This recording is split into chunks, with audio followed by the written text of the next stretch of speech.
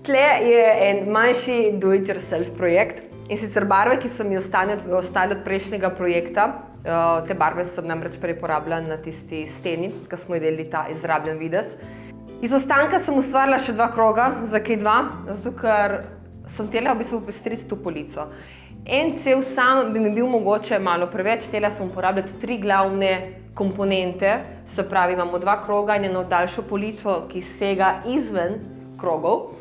Malo se prekrivajo, malo dekoracije in takoj dobimo en tak simpel projektič, ki ga lahko uporabljamo bilo kje, ali v spalnici, ali v kuhinji, dnevni sobi, hodnik, da popestrimo, da nimamo vednih tistih praznih sten, dodamo mogoče neko tako nežno dekoracijo, hkrati še ustvarjamo in se imamo fajn. S tem pa še porabimo barve, tako da smo še ekološki. Ja, to je en tak manjši dekoracijski trik. Se pravi, te knjige so bile zbirka od moje mame, bile so bordo barve. Ampak kot dekoracija mi bordo ni prišla prav v prostoru. Se pravi, pobereš belo barvo, pobarvaš knjigo, dodaš en manjši detajl in imaš fresh dekoracijo, ki se pač lepo ujema z celoto. Da vas pa ni strah, kako se naredi mogoče ta pravilna oblika kroga, imam tle en tak ful enostaven način, kako izdelamo lahko sami krog na steni. In najboljše, da vam ga kar pokažem. Se pravi, vzamemo cvekec, ga zabijemo v zid.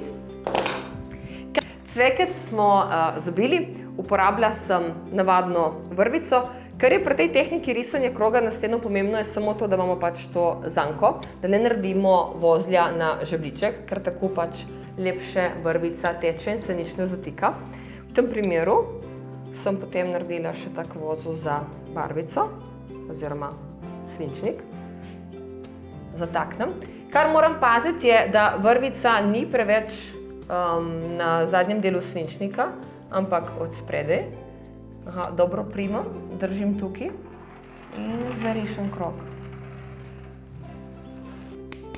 In še ta nasvet, luknjica od žebljička ni noben problem, ker ko ga mi zruvamo ven, ostane luknjica, ampak ta luknjica je tako minimalna, da jo barva prekrije. Tako da ne rabimo skrbeti, da moramo steno in luknje pol še kaj dodatno kitati.